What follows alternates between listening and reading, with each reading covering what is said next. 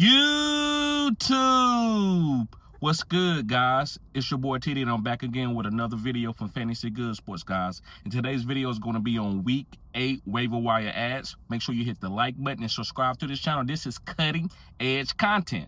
I said what I said. This is cutting edge content.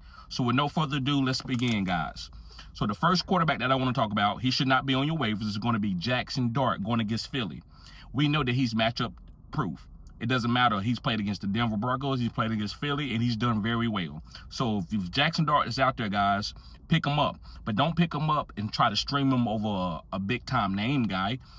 Pick him up and play defense if you have to. But don't pick him up just to play matchups and try to wait till he has a great matchup or your quarterback that you already have has a great matchup.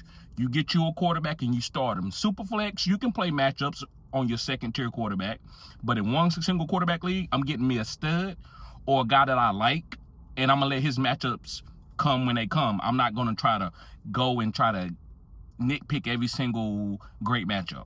But yeah, Jaxson Dart, guys, he's a good pickup. He's playing against Philly. It doesn't matter that he's playing against Philly. The way this team is ran through him, so he's going to get a lot of fantasy points. Moving on to another quarterback, it's going to be Tyrod Taylor. And most of my guys should have Tyrod Taylor. I told you to stash Tyrod Taylor for the last 3 to 4 weeks because I told you Justin Fields wasn't going to hold his job the way he was playing. So with that being said, Tyrod Taylor has a great matchup against Cincinnati. Hopefully Garrett Wilson is back. If Garrett Wilson doesn't come back, I might not play Tyrod. But if Garrett Wilson comes back, I'm probably playing Tyrod Taylor this week, depending on what quarterbacks I have on my team. Moving on to another quarterback, and this is more of a stash guy. He's not starting this week. It's going to be Shadir Sanders. Listen, Dylan Gabriel's not going to be starting the whole season, so you want to make sure that you pick up a guy like Shadir Sanders. That way that when his number is called, that you have this guy ready to begin, ready to start him. Moving on to another quarterback is going to be Joe Flacco. Now, if Joe Flacco out there, he has a great matchup. That's probably the #1 quarterback pickup of this week, depending on if people picked him up last week. But, yes, I like Joe Flacco going against the New York Jets. They're giving it up behind the dumpster. The New York Jets are giving it up behind the dumpster. So make sure you pick up Joe Flacco, guys. And I don't know if he's going to be the starter for the whole season because I do believe Joe Burrow's coming back eventually. That's a stash guy for you, Joe Burrow. But Joe Flacco, while he's starting with those weapons, he's going to be a great start for you every single week. Moving on to my running backs. I only have a few running backs, guys. It's disgusting out there for running backs. But one guy I want to talk about is the guy from the Chicago Bears, is Kyle Managa. And like I always told y'all, that DeAndre Swift has never played a 17-game season. Now, he's having a good season, but can he stay healthy? And even with him being healthy last week, Kyle Managa still scored 15 to 18 points. He was going against Baltimore, and Baltimore has been giving it up behind the dumpster. Now, can things change with Roquan Smith coming back, Kyle Hamilton coming back for the defense for Baltimore? Yes, things can change, but I still like Kyle Managa because of DeAndre Swift injury history and also the way this team is running the ball. The last couple of weeks, they've been running the ball very well. And another running back, this is kind of a stash guy, but you never know what's going to happen to the starter. It's going to be Tyrone Tracy. He still scored, even though Cam Scuttleball is getting all the goal line touches and all the honey touches. I still like Tyrone Tracy. He's going against Philly, which is a tough matchup, but we just want to have Tyrone Tracy on our team in case something happens to Cam Scuttleball, right? Sometimes you got to work the waiver a week ahead of time.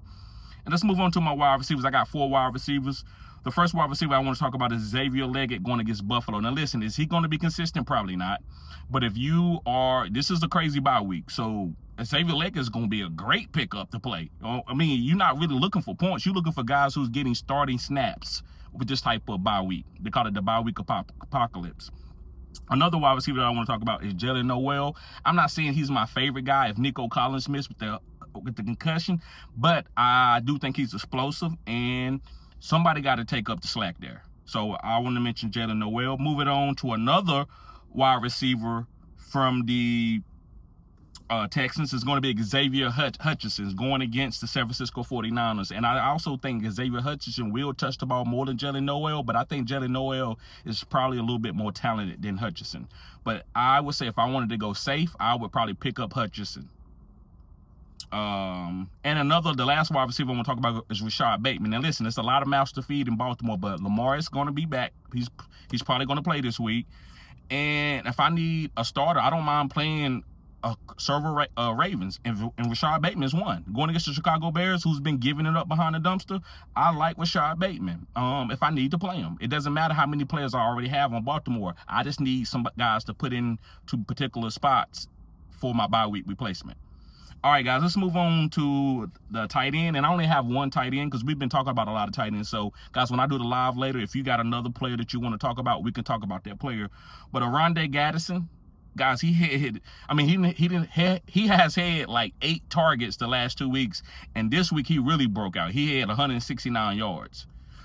Do I believe he's going to be booming like that going forward? No. But if I need a tight end, I don't mind streaming this guy with the targets that he's getting. He's getting the 8 targets, so why not? Just play him. Or pick him up. You got to pick the guy up. I'm not saying he's going to be doing this going forward, but I would like to have the guy on my team and play him if I need to. And last but not least is going to be my DST streamer of the week. But the DST that I'm willing to pick up off waivers is going to be Atlanta. Now, people might have already picked up Atlanta, and because people stash defenses 2 or 3 weeks ahead.